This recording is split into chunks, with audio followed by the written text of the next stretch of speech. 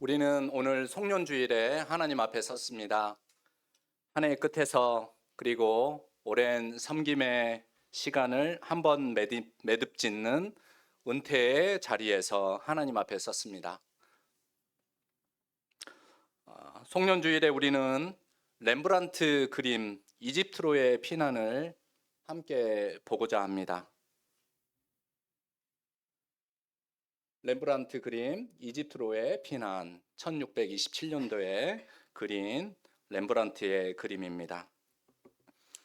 성탄의 기쁨이 오래 가지 않고 헤롯의 폭정으로 수많은 아이들이 생명을 잃게 되었습니다. 렘브란트는 그 어두운 역사의 한 복판에서 요셉이 하나님의 지시를 받아 아내 마리아와 또 아기 예수님을 데리고 이집트로 피난하는, 애굽으로 피난하는 그 장면을 그렸습니다. 여러분, 이 그림을 보시면 주변이 굉장히 어둡다 라는 것을 알 수가 있습니다. 그리고 말을 타고 마리아와 아기 예수님, 그리고 그 앞에 걷고 있는 요셉을 보게 됩니다. 특징적인 장면이 하나 있습니다. 요셉의 발 아래가 너무나 밝다라는 것이죠. 이 그림을 보면은 요셉과 마리아와 아기 예수님의 얼굴이 눈에 들어오는 것이 아니라 저 발밑이 굉장히 밝구나라는 것을 볼 수 있으실 것입니다. 그리고 요셉은 신발을 신었을까요? 신지 않았을까요? 민우야? 신지 않았어요.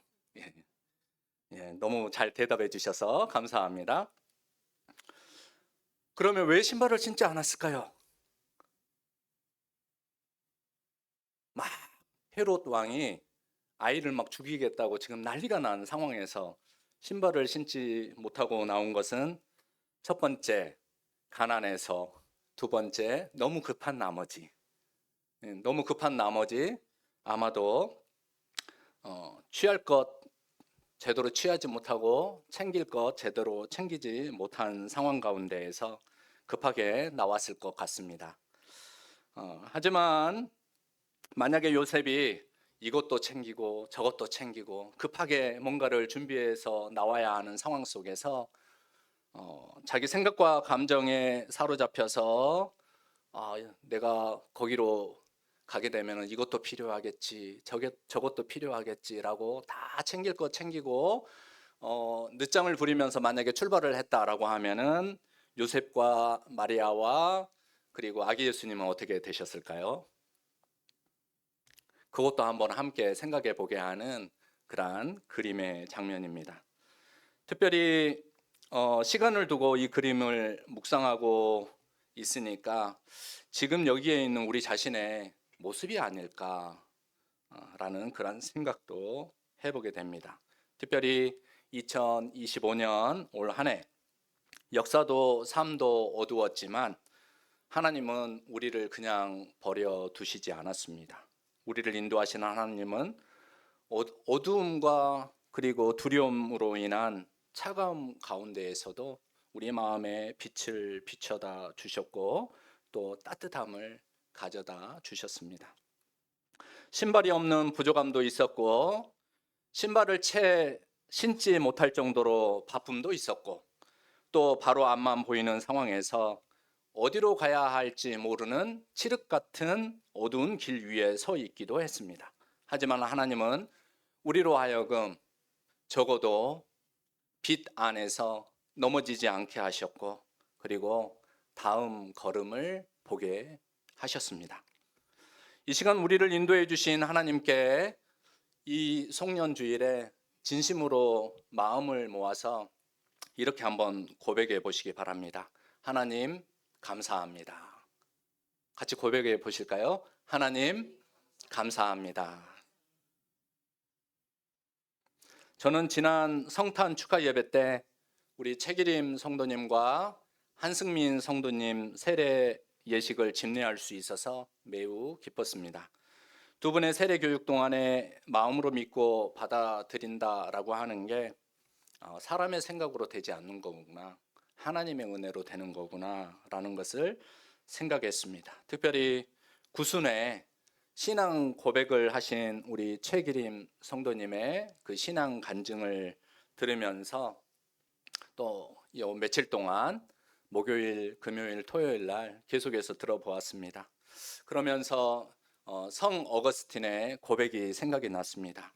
성 어거스틴은 당시 세례를 받으면 다시 죄를 사하는 그러한 은혜를 받을 수 없다라고 하는 그런 신앙적 풍토 가운데에서 사람들이 세례를 빨리 받지 않으려고 했습니다. 그래서 세례를 임박한 죽음 앞에서나 인생의 말년에 세례를 받으려고 하는 그런 분위기가 있었습니다. 그래서 성 어거스틴도 예비 신자로 머물면서 항상 모든 것을 유예했습니다. 하나님 앞에 급하게 나아가지 아니하고 또 진리에 대하여서도 급하게 받아들이지 않고 일종의 유의를 했던 것이죠.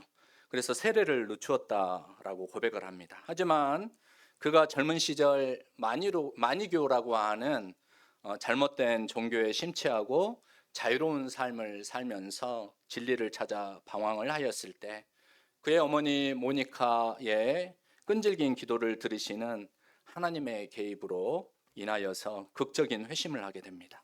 그리고 나서 밀라노에서 386년에 톨레에게 들고 읽어라 라고 하는 로마서의 말씀을 아이의 목소리를 통해서 들으면서 그 말씀을 읽고 마음의 변화가 되어서 33세라고 하는 나이에 부활절에 밀라노 대주교인 암브로시우스로부터 세례를 받게 됩니다.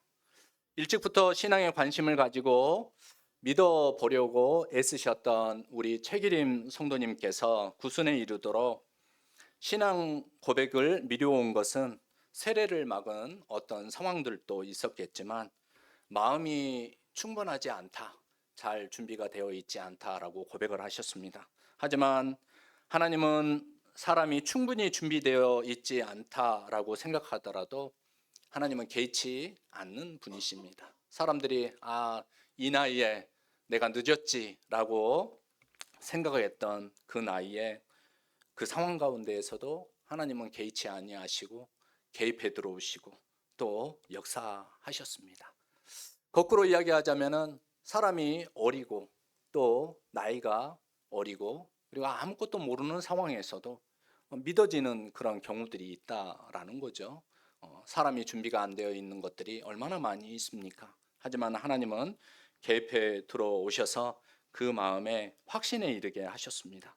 마찬가지로 한승민 성도님도 마찬가지입니다. 표현을 아꼈더라도 믿고 의지하려고 하는 마음이 있었기 때문에 마음의 문을 열고 세례를 받은 것입니다. 이것이 바로 하나님의 은혜입니다. 믿어지는 것, 받아들여지는 것, 결단할 수 있는 것, 이 모든 것이 바로 하나님으로부터 시작된 은혜라는 것입니다. 한 해의 끝자락에서 인생의 끝자락에서 그리고 부르심 가운데 직분을 받고 오늘 은퇴 예식 가운데로 부르심을 받은 자리에서 우리를 인도하시는 하나님과 우리 인생 안으로 돌진하여 오시는 아기 예수님을 선물로 받은 여러분에게 이사야의 3가지 권면의 말씀을 통하여 한 해의 수고를 매듭짓고 새날로 나아가는 신앙의 방식을 듣고자 합니다. 첫 번째로 우리는 끝의 시간에서 하나님의 한결같은 사랑의 증거를 마음속 깊이 기려야 합니다. 다시 이사야 63장 7절 말씀을 제가 읽어드리겠습니다. 들어보시기 바랍니다. 내가 여호와께서 우리에게 베푸신 모든 자비와 그의 찬송을 말하며 그의 사랑을 따라 그의 많은 자비를 따라 이스라엘 집에 베푸신 그 은총을 말하리라. 하나님은 자비로우시고 은혜가 크시며 사랑과 긍휼이 많으신 분이십니다. 이스라엘 역사는 우리 인생을 보여줍니다.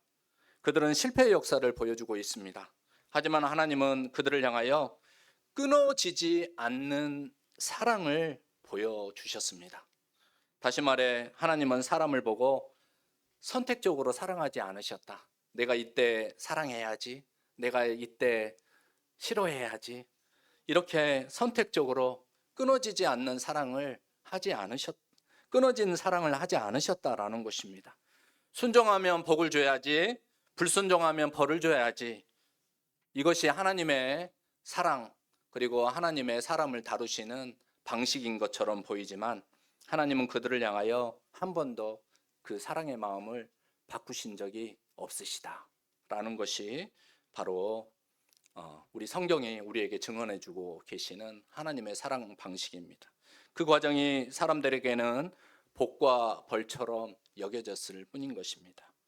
그러므로 우리는 내 형편이 좋아서만 하나님을 찬양하는 것이 아니라는 것을 이 시간 다시 한번 여러분의 고백으로 가지시기를 바랍니다. 우리는 하나님이 한결같은 사랑, 그리고 하나님의 한결같은 은혜, 하나님의 한결같은 긍휼, 하나님의 한결같은 자비하심을 베푸시는 분임을 기억하기에 우리의 시간 끝자락에서 여전히, 그리고 낙심하지 않고 의심하지 않고 하나님을 찬양할 수가 있습니다.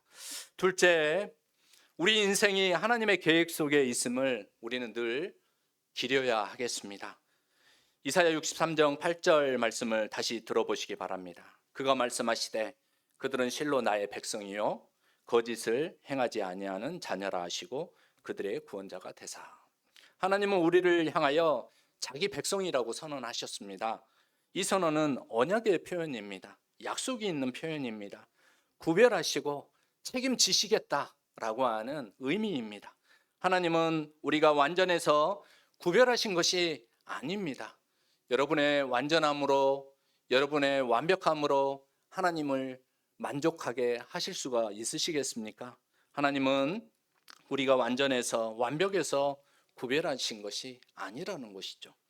하나님은 우리를 구별하셔서 하나님의 뜻을 따르는 백성으로 삼으시려고, 하나님을 속이지 않고 신의를 저버리지 않는 자녀로 만들어 가시려고, 그렇게 삼으시려고 결정하셨을 따름입니다.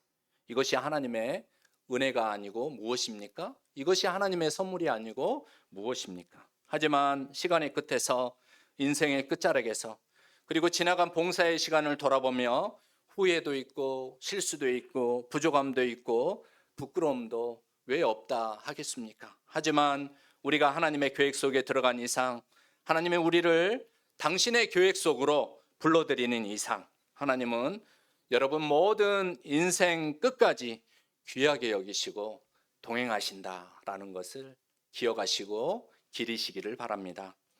그러므로 오늘 은퇴 권사님으로 다시 부르심을 받은 우리 세 분의 권사님들께 직분은 내려놓을 수 있어도 하나님의 백성으로, 거짓 없는 자녀로 부르심은 결코 앞으로도 내려놓을 수 없다라고 하는 것을 기억하시기 바랍니다.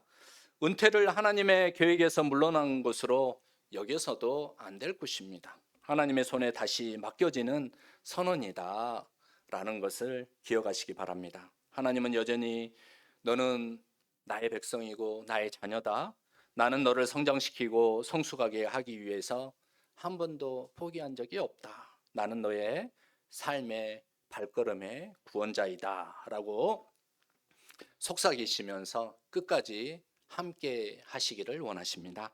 셋째, 우리는 기나긴 세월을 하루같이 지켜들고 안아주신 분이 바로 하나님이셨음을 인생의 끝자락에서 올해 한 해의 마지막 시간에도 기억해야 할 것입니다. 63장 9절 말씀입니다. 그들의 모든 환난에 동참하사 자기 앞에 사자로 하여금 그들을 구원하시며 그의 사랑과 그의 자비로 그들을 구원하시고 옛적 모든 날에 그들을 드시며 안으셨으나.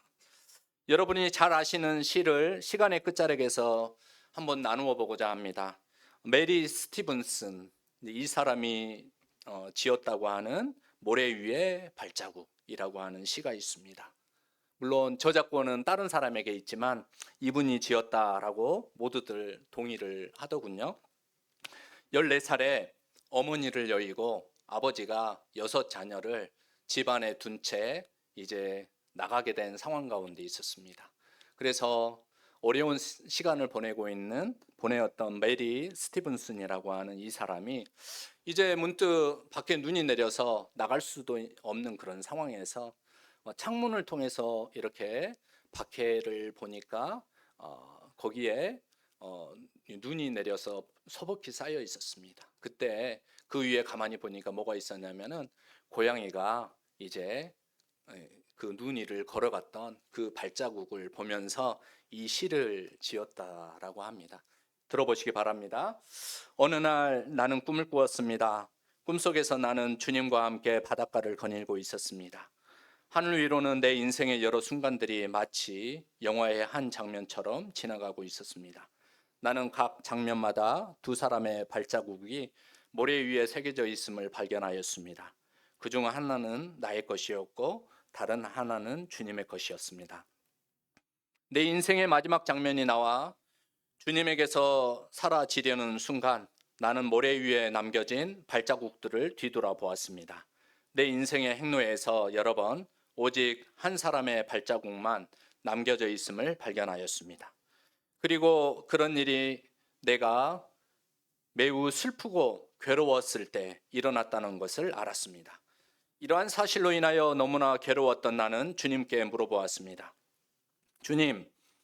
주님께서는 내가 너와 함께 하리니 너는 항상 나를 따를지어다 이렇게 말씀하셨잖아요. 그런데 내 인생의 가장 어려웠던 시절을 돌이켜보니 오직 나의 발자국만 남겨져 있더군요. 어느 때보다도 주님이 필요했던 바로 그때, 어찌하여 주님은 내 곁을 떠나셨는지 나는 정말로 이해할 수 없었습니다. 그러자 주님께서 대답하셨지요. 사랑하는 나의 아들아, 나는 너를 누구보다 사랑한단다. 내가 시련과 고통을 당하고 있었을 때 나는 한 번도 내 곁을 떠난 적이 없었느니라. 내가 한 사람의 발자국밖에 볼 수 없었던 바로 그때는 내가 너를 안고 가던 때였느니라. 우리 주 하나님은 우리의 실패와 아픔을 멀리서만 관찰하시고 그리고 몰라 하시는 분이 아니시라 그 안으로 들어오셔서 우리와 함께 하시고 또 안아주시는 분이시라는 것을 이 이사야 선지자는 그들의 모든 환난에 동참하사라고 하는 그 고백을 통하여서 우리 모두에게 다시 한번 깨닫게 하시고 알려주십니다. 우리는 하나님을 통하여 우리 앞에 있는 우리 안에 있는 고난만을 제거하려고 했지 고난 속으로 들어오셔서 우리와 함께 동행하시는 하나님을 만나려고 하지 못했습니다. 그래서 하나님을 잘 이해하지 못할 때가 참으로 많았습니다. 내가 원하는 하나님과 우리에게 실은 성탄으로 오신 우리에게 태어나신 하나님이 보여주신 그 얼굴이 그 기대와 그리고 우리에게 오신 그 하나님의 얼굴이 달랐기 때문입니다. 하지만 하나님은 여러분이 괴로움을 겪을 때마다 함께 괴로워하시고 아파하셨다고 말씀하고 계시지 않습니까? 심지어 세번역을 통해 보니까 천사를 보내셔서 그들을 구하게 하지 않고 주님께서 친히 그들을 구해 주셨습니다 라고 고백하고 있습니다. 천사를 보내셔서 하셔도 될 일을 주님께서 친히 오셔서 감당하셨다라고 여러분을 위로하십니다. 그러므로 아프고 힘들고 버거웠을 때 여러분의 기나긴 세월을 하루같이 지켜들고 안아주셨던 주 하나님 아버지를 기억하시고 여러분 기리시기를 바랍니다. 환난이 없는 삶이란 죽음 넘어 영원한 삶밖에 없습니다. 이 땅 위에서는 하나님이 함께 하셔서 하나님의 뜻을 찾아가고 더욱 하나님을 사랑하고 의지하는 것이 바로 하나님께서 우리 인생을 향하여 주시는 진정한 축복이자 복된 인생이 된다라는 것을 기억하시기 바랍니다. 사랑하는 성도 여러분, 그리고 오늘 은퇴 예식에 참여하시는 우리 권사님들, 하나님의 사랑은 변한 적이 없이 한결같으시고 하나님의 계획은 흔들린 적이 없이 한 번도 우리에게 지속되고 계셨고 하나님의 손은 여전히 지금도 저와 여러분을 붙들고 계십니다. 이 믿음으로 한 해를 잘 매듭 지으시고 새날을 향해 나아가시기를 주님의 이름으로 축복합니다. 다 함께 기도합니다. 사랑과 긍휼의 하나님, 2025년 한 해의 어둠 속에서도 우리의 발걸음을 비추시고 넘어지지 않게 하신 하나님의 은혜를 감사드립니다. 인생의 수고와 짐을 지고 주님을 따르는 성도들을 이제도 안아주시고 더 깊은 평안과 기쁨 가운데 채워주시고 또 머물게 하여 주옵소서. 우리 모두가 주님의 사랑과 은혜를 기억하며 새날을 믿음으로 바라보게 하시고 또 주시는 놀라우신 은혜의 길을 걸을 수 있도록 도와주시옵소서. 예수 그리스도의 이름으로 기도드립니다. 아멘. 다 함께 찬송 403